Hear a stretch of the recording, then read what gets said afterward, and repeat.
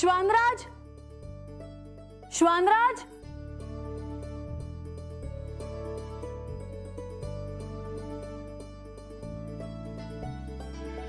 देवी तुम्ही कुणासनी हुडकताय असं वाटतंय? हो, गणोबा श्वानराज कुठे आहेत ते तुम्हाला काही ठाऊक आहे का? अव ते एका जागेवर कुठे थांबतात? अव समदेस निल्लाळा हाय बघा त्यांचा, तवा गडावर समधीकडे फिरत असतात ते. पर देवी तुम्ही त्यासनी कशा पाय हुडकताय?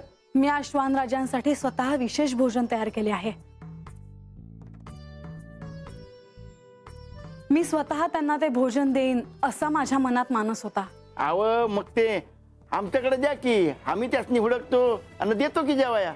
तुम्ही ते करालच गणोबा, पण श्वानराज यांना प्रिय आहेत, मला देखील प्रिय आहेत, म्हणून आज मी स्वतः त्यांना भोजन देणार आहे. मग आम्ही असं करतो बघा, आम्ही त्यांनी हुडकतो आणि दिसले की तुमच्याकडे घेऊन येतो. पण तुमचं ते ऐकतील का?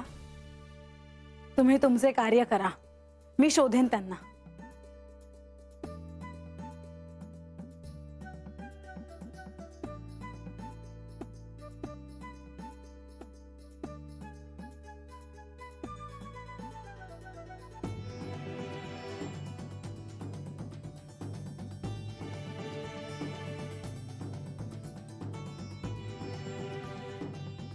आपण श्वानराजांना शोधतो आहोत आणि हे इथे बसले आहेत.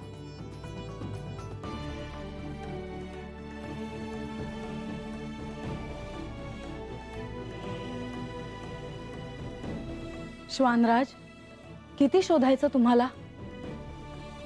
मी स्वतःच्या हाताने तुमच्यासाठी भोजन तयार केले आहे. तुम्हाला भूक लागली असेल ना, तुम्ही भोजन करून घ्या.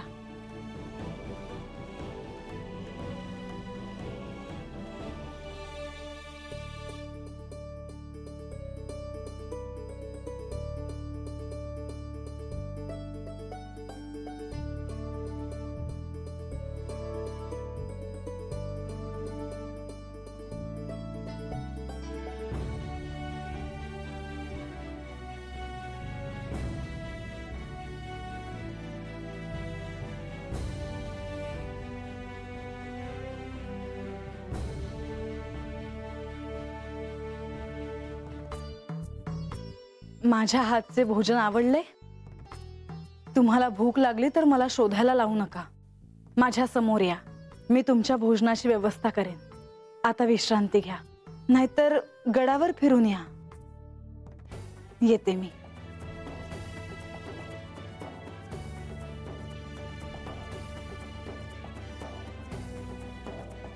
श्वानराज, काय झाले? काही सांगायचे आहे का? येते मी.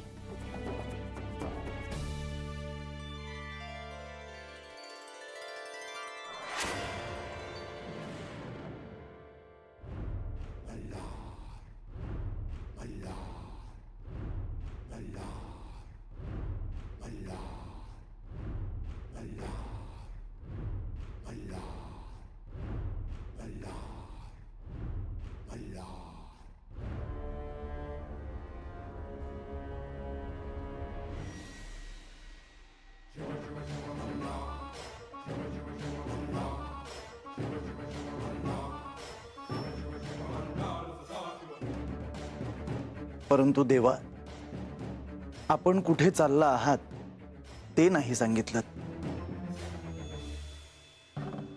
कोणालाही सांगितले नाही तरी तुम्हाला मात्र सांगायलाच हवे. प्रधानजी, गडाच्या मागील बाजूला असलेल्या वनात मी जात आहे.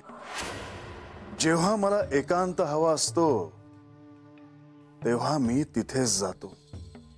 देवा, तुम्ही असं काही म्हणायला लागलात की चिंता वाटते. का?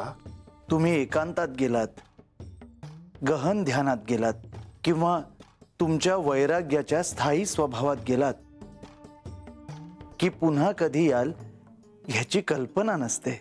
माधवा, कैलासात प्रगाढ शांतता, एकांत मिळायचा. पार्वती, नंदी, गण ह्या सर्वांना ते ठाऊक असायचं. पण पण इथे सतत कोणी ना कोणीतरी आजूबाजूला असतच. त्यात म्हाळसेला ह्या गोष्टी नाही समजावून सांगता येत. त्यात तिचा काहीच दोष नाही. परंतु देवा, फार काळ एकांतात राहू नका. ही योग्य वेळ वाटत नाही. देवा, मला जे ठाऊक आहे ते खरं आहे का? कशाबद्दल? तुम्ही जेव्हा एकांतासाठी तिथे जाता त्या जागेला लोक रमणा असे म्हणतात. माधवा, काही वेळेला मी त्यांच्या दृष्टीस पडलो आहे. तेव्हा त्यांच्या दृष्टीस पडू नये म्हणून मी माझ्या भोवती एक वलय निर्माण करतो. परंतु देवा, ह्यावेळी काही विशेष कारण आहे का? नाही, पण काही दिव्य शक्ती मला तिथे भेटायला देखील येत असतात. तेव्हा त्यांना त्याचे अर्थ कळणार नाहीत. म्हणून देवा, आपण जाऊन यावं. इथे काही घडलं तर मी आहेच.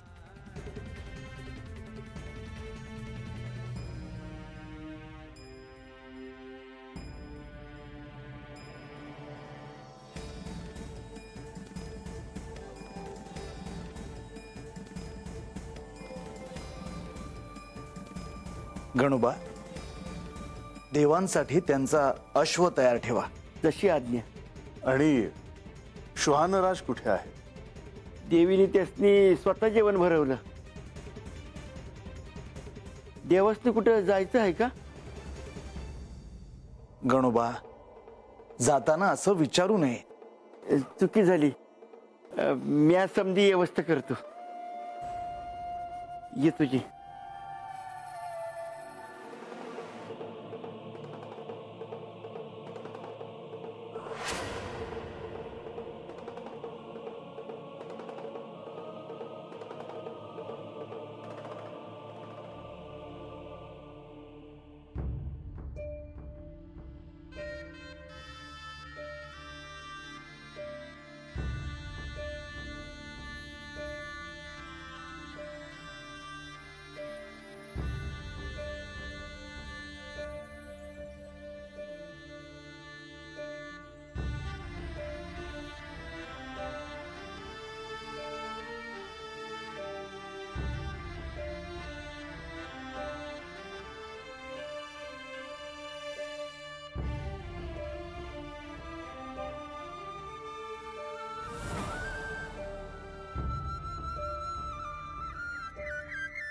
म्हातार बाबा, भाकर आणली आहे तू यासाठी, खाऊन घे.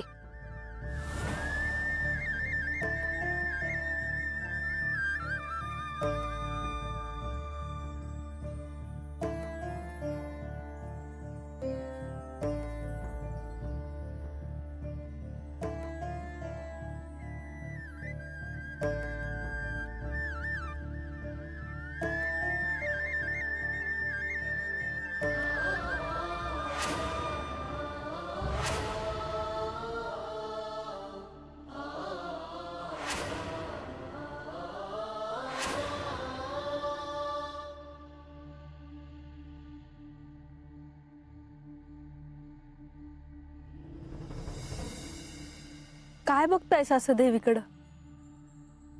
गंगे, अगं तू कवा आलीस? तुम्ही जेव्हा देवीकडे बघत हरवला होतासा तेव्हा कसला विचार करत होतासा? कसलाच नाही बघ. आजकाल बघती आम्ही तुम्ही ना दिस सरला की हात देवळीपाशी येतायसा आणि देवी मोर दिवा लावतायसा. वय, अगं माय हाय ती समध्यांची. समध्यासनी सांभाळून घेते बघ. कुणासनी काय बी कमी पडू देत नाही. समध्यांकडे ध्यान असतंय तिचं. माझ्याकडे बी ध्यान हायच की तिचं. ते कसं इसरण म्या? तुम्हासनी राग येणार नसेल तर एक विचारू का? अगं आता मला कसला राग येणार? विचार की. हत्ता आल्या धरणं बघते हाय म्या, तुम्ही नुसतं काम करतायसा. अगं आता अजून म्या तरी काय करणार? आता मला काय बी नग हाय असं वाटतंय. म्या बरीन माझं काम बर, आणि कामात जीव गुतला का तीच कसा सुरू होतोय आणि कसा संपतोय हे कळत बी नाही. अहो पण अशानं त्रास नग व्हायला. मला नाही त्रास होत, आणि आता अजून किती त्रास होणार. मी आता कसलाच विचारच करत नाही बघ. आता देवांच्या मनात जे असल तसंच होईल. पर एक हाय, अगोदर जसं मला काय बाय करावं वाटायचं तसं आता माझं कशात बी मनच लागत नाही बघ.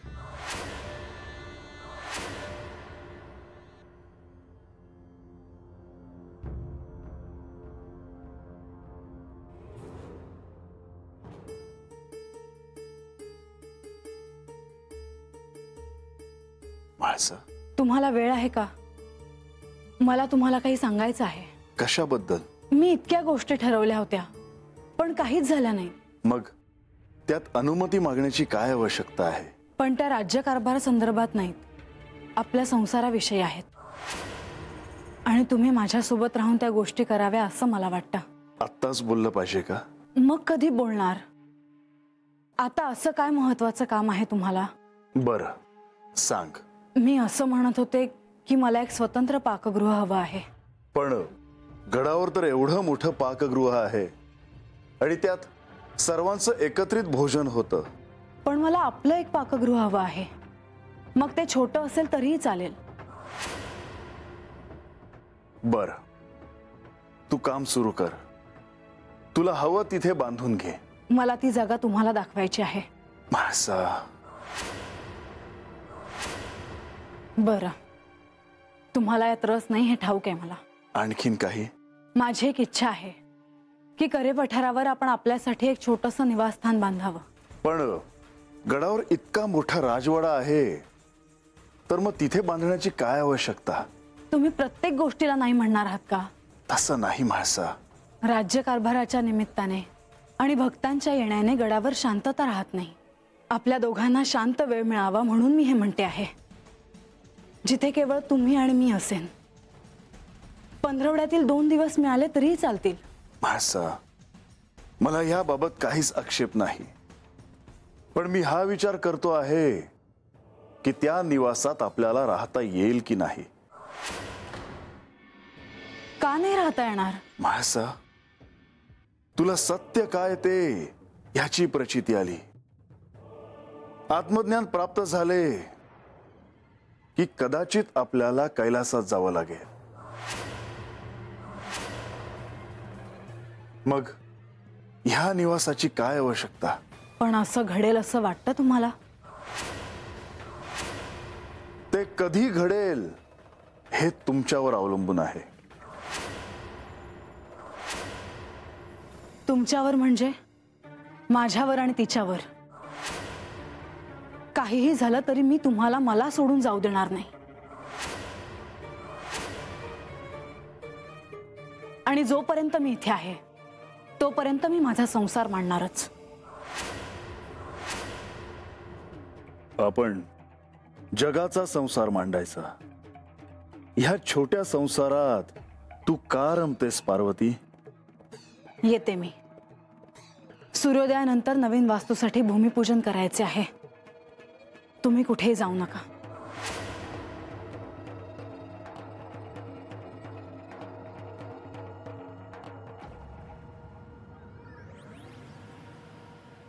म्हाळसा, मला माझ्या असंख्य भक्तांचे प्रश्न ऐकून ते सोडवायचे आहेत.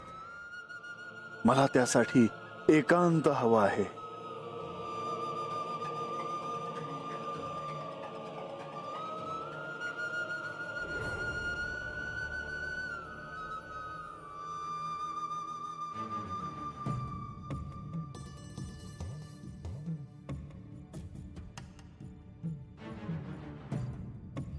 लक्ष्मी देवी, तुम्ही या ना. देवी मी अवेळ नाही ना आले? अहो असं काय म्हणता आहात? तसंही आख्यान संपल्यानंतर गडावरची रात्र वेगळीच असते. आख्यानात काय काय ऐकलं ते आठवत राहते. मलाही तसंच होतं. पण यावेळी मी ठरवलं आहे, मला माझ्या संसारासाठी वेळ द्यायला हवा. यांच्यासाठी, माझ्यासाठी काहीतरी विचार करायला हवा. हो, तुमच्या सगळ्या इच्छा तुम्ही पूर्ण करून घ्या. हो, पण त्या सगळ्या मी एकटीने उभारी घेऊन नाही चालणार. म्हणजे मी बोलले यांच्याशी, पण यांचं संसारात लक्ष नाही असं वाटतं मला. मी इतक्या उत्साहाने यांना काही कल्पना सांगायला गेले आणि ते दुसऱ्या कुठल्या तरी विचारात असतील. नाही, माझ्या लक्षात येतं की ते कसल्या विचारात आहेत. त्यांना रस नाही. राहून राहून मला असं वाटतं की बानू इथून गेल्यापासून ते आधीसारखे वागत नाहीत, बोलत नाहीत. देवी, मला सांगा, माझं काही चुकतंय का? एवढा मोठा राजवाडा असला तरी करे पठारावर निवासस्थान असावं, एक छोटंसं पाकगृह असावं. इतक्या साध्या छोट्या इच्छा आहेत माझ्या, एका गृहिणीच्या असतात तशा. परंतु ह्यासाठी श्री खंडेराय हो म्हणतीलच. नाही म्हणण्याचं काही कारणच नाही. ते तसं म्हणाले असतील तर मी बोलते त्यांच्याशी. ते नाही म्हणत नाही, पण ते न बोलून अनेक गोष्टी बोलून जातात. त्यांच्या मनातून अजून ती गेली नाही असं वाटतं मला, आणि मला ते नकोय देवी. मी काय करू मला कळत नाहीये.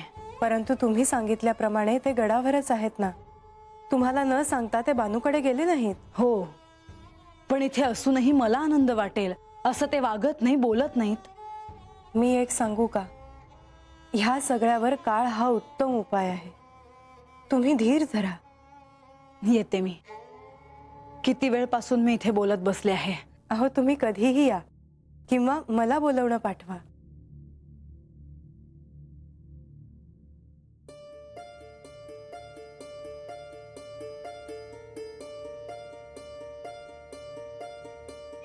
देवी, एक सांगायचं होतं. सूर्योदयानंतर नवीन वास्तूसाठी भूमिपूजन करायचे आहे. तुम्ही दोघांनी तिथे यावं. नक्की. ही तर शुभवार्ता आहे. येते मी.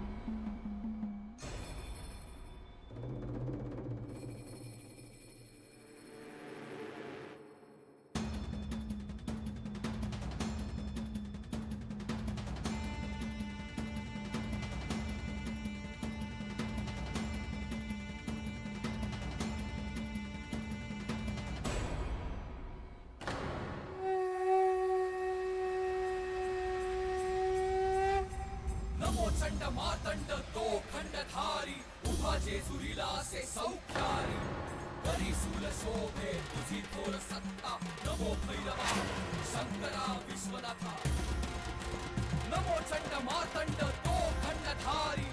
हे कुठे गेले असतील? मी इतकं शोधलं,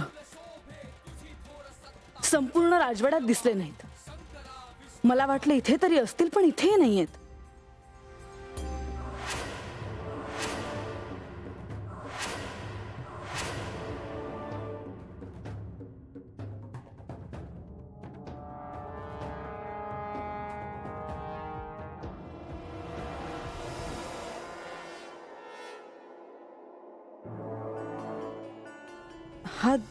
हा दागिना इथे कसा काय?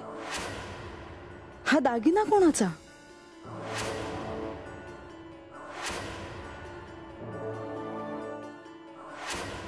हा दागिना बानूचा तर नाही ना? याचा अर्थ हे तिच्याकडे तर गेले नसावेत.